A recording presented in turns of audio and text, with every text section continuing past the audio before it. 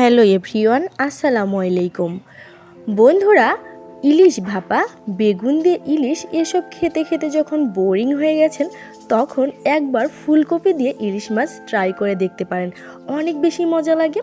আর এর ভিতরে আমি কুমড়ো বড়ি ব্যবহার করব। পরিবারের সবাই কিন্তু ভীষণ পছন্দ করবে। এখন তো শীতকাল চলে এসেছে, বাজারে এখন ফুলকপি উঠে পড়েছে, আর কুমড়ো বড়িটাও। তো যারা যারা কুমড়ো বড়ি পছন্দ করেন আর ফুলকপি, তাদের জন্য তো জাস্ট জমে যাবে। এরকম রান্না থাকলে আশা করি আর কিছুই লাগবে না। By the way, SB satisfied life থেকে আমি বৃষ্টি বলছি। তো বন্ধুরা, আমি একটা মাঝারি সাইজের ফুলকপি কেটে নিয়েছি। দেখো বন্ধুরা, আমি একটা টিপস বলে দিই তোমাদের। এই ফুলকপির মধ্যে কিন্তু সাদা সাদা পোকা থাকে, আর সেটা কিন্তু সহজে চোখেই পড়ে না, যতই ফ্রেশ ফুলকপি থাকুক না কেন। ছোট্ট একটা টিপস বলে দিচ্ছি, সেটা হচ্ছে একটু পানিতে 1 চিমটি লবণ দিয়ে এই ফুলকপিটা যদি আধা ঘন্টা বা 15 মিনিটের জন্য রেখে দাও, তাহলে সেখানে যদি কোনো পোকা থাকে সব কিন্তু বের হয়ে যাবে। তারপরে অবশ্যই ভালো করে আবার ধুয়ে নিতে হবে। তো আমি এই টিপসটাই ফলো করছি। আমি আধা ঘন্টার জন্য রেখে দিব এভাবে। আর বন্ধুরা, চলো দেখাই আর কি কি লাগবে। এখানে আমি পেঁয়াজ কুচি করে নিয়েছি, আর নিয়েছি পরিমাণ মতো কাঁচামরিচ। ঝালটা তোমরা তোমাদের পছন্দ অনুসারে দিবে। আমি একদম সহজভাবে ঘরোয়া উপায়ে দেখাবো, যাতে নতুন রাঁধুনিরাও খুব সহজেই রান্না করতে পারে। আর এই রান্নাটাতে আমি কুমড়ো বড়ি ব্যবহার করব। যারা কুমড়ো বড়ি খান না, তারা এটা অ্যাভয়েড করতে পারেন। তবে এটা দিয়ে রান্না করব, ভীষণ মজা লাগে। আমি 2 রকমের কুমড়ো বড়ি নিয়েছি। আমরা কুমড়ো বড়ি বলি, জানি না অনেক জায়গায় অনেক কিছুই বলে ডাকে আঞ্চলিক ভাষায়। তো চলে গেলাম মূল রান্নাতে। মাটির চুলায় রান্না করব।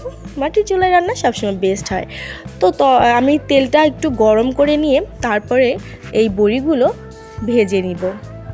লাল আর সাদা 2 রকমেরটাই নিয়েছি, দুটাই অনেক ভালো লাগে। একটু লাল লাল করে ভেজে নেব বন্ধুরা।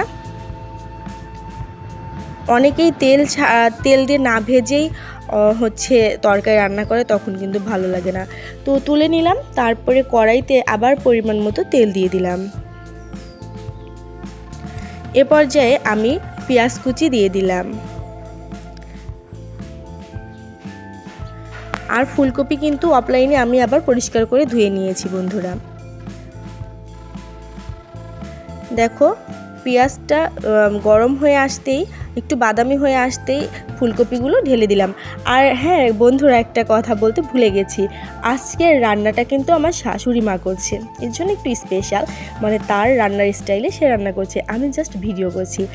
এখন পরিমাণ মতো লবণ দিয়ে দিল, আর কেটে রাখা মরিচ কুচিটুকু দিয়ে দিল। আর এখানে মশলা বাটা আছে। কি কি বাটা আছে আমি বলে দিচ্ছি। এখানে একটু পেঁয়াজ কুচি ছিল, 2 টুকরো রসুন কুচি ছিল, আর একটুখানি ছিল জিরে বাটা। কারণ ইলিশ মাছে বেশি বাটাবাটি দেওয়ার কোনোই দরকার নেই। দেখো, এখানে পরিমাণ মতো হলুদের গুঁড়া দিয়ে দিল। আমার শাশুড়ি আম্মু যেভাবে রান্না করছে সেই স্টাইলে আমি তোমাদের সাথে শেয়ার করছি। দেখো, ভালো করে নেড়েচেড়ে নিতে হবে। পরিমাণ মতো মরিচের গুঁড়া দিয়ে দিচ্ছি। আমরা একটু ঝাল বেশি খাই, তাই একটু বেশি দিচ্ছি, তোমরা পছন্দ অনুসারে দিও। এরপরে অল্প একটু পানি দিয়ে ভালো করে কষিয়ে নিতে হবে।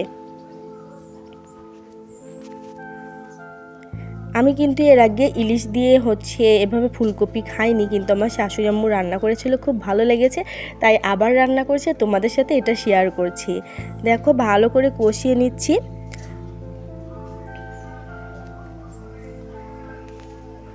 এ পর্যায়ে পানি শুকিয়ে গেছে ঝোলটা। এবার আমি ইলিশ মাছগুলো, আমার শাশুড়ি আম্মু দিয়ে দিচ্ছে। দেখো,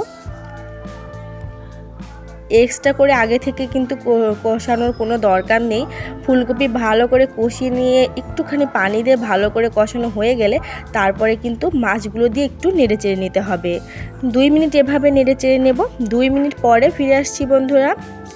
এ পর্যায়ে পরিমাণ মতো ঝোল দিয়ে দিব।